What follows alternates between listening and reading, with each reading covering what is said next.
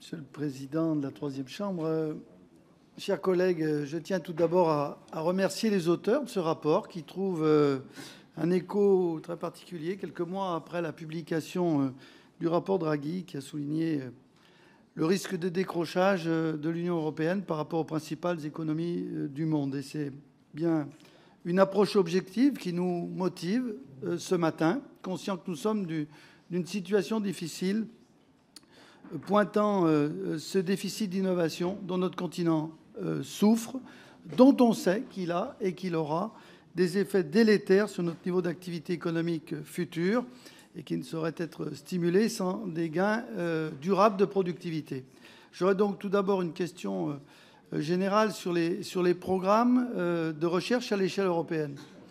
Au-delà des sommes investies qui semblent à l'heure actuelle insuffisantes, estimez-vous que les programmes pluriannuels favorisent les innovations de rupture qui sont essentielles pour améliorer significativement la productivité, notamment en matière industrielle? On sait que c'est une clé importante. Dans cet esprit, la proposition faite, ça a été bien rappelé par Mario Draghi, de créer une agence européenne pour soutenir les projets technologiques de rupture retient tout à fait notre attention. Et d'autre part, s'agissant spécifiquement de la France, vous affirmez que celle-ci pourrait largement optimiser sa mobilisation des fonds européens en matière de recherche et vous indiquez que si les équipes de recherche françaises obtiennent ces très bons résultats, quand elles participent aux appels à projets d'Horizon Europe, elles ne candidatent pas suffisamment aux appels à projets européens. Et parmi bien des raisons évoquées, vous indiquez un manque d'acculturation des jeunes chercheurs à cette dimension européenne.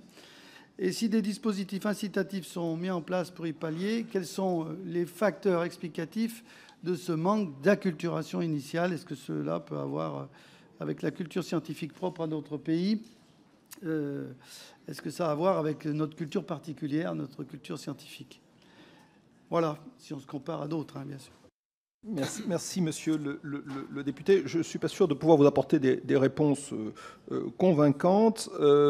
Sur la première question, qui est l'innovation de rupture, là encore, nous n'avons pas étudié, nous n'avons pas porté un jugement sur le programme Horizon en tant que tel, le programme européen. Nous ne sommes pas la Cour des comptes européenne. Il y a des travaux, d'ailleurs, qui relèvent de nos collègues de Luxembourg. Et donc, je prends acte du fait que, comme le souligne le rapport de Draghi, le programme Horizon est peut-être un programme qui vise à faire de la recherche plutôt linéaire et ne favorise pas, alors il faudrait s'intéresser au pilier 3 plus précisément, l'innovation de rupture qu'on cherche. Bon. Et en même temps, on revient sur les conditions d'innovation de rupture si on pense aux États-Unis. Je ne suis pas sûr qu'une démarche, on peut faciliter sans doute, mais qu'une démarche administrative, il y a une espèce d'esprit d'entreprise, d'esprit de ça qui me paraît peut-être à la base de cela. Et c'est probablement pas, sans citer votre autre collègue de tout à l'heure, c'est pas forcément dans les bureaux ou dans les ministères.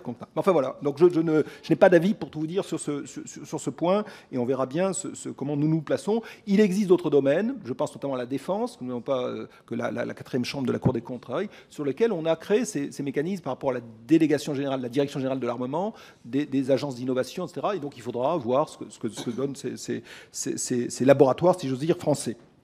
Sur la question de la... Alors, nous ne sommes pas non plus des sociologues. Pourquoi les jeunes chercheurs français ne vont pas, comme nous disons, à l'Europe, naturellement? Alors, paradoxalement, peut-être parce qu'ils sont très exposés au monde. Parce qu'en fait, la recherche, au nom d'une science globale, ils sont en communauté de chercheurs eux-mêmes de par le monde. Donc, les publications se font souvent à plusieurs laboratoires, dans une discipline particulière. Mais l'entité européenne, la Commission européenne, les finances ne sont pas suffisamment visualisées. C'est pour ça qu'il ne s'agit pas d'en rester là seulement, mais un plan, un engagement politique. Nous attendons, encore une fois, ça n'est pas à nous de le demander, mais comme vous étiez les commanditaires de ce rapport, nous n'avons pas eu de position ministérielle, gouvernementale sur nos constats et sur nos recommandations. Et je pense que si vous avez la possibilité de poursuivre ces travaux, il sera très heureux que vous la cherchiez, cette position. Voilà. Est-ce qu'un plan s'impose? Est-ce qu'une communication? Est-ce qu'une mobilisation, comme nous le présentons dans le temps du semestre qui s'engage, s'impose? Voilà. Bon, c'est peut-être comme ça qu'avec les différents dispositifs d'incitation positive et un peu plus coercitive, si j'ose dire, que nos jeunes chercheurs, notamment, seront plus engagés sur ces possibilités de financement. Merci, Monsieur le Président.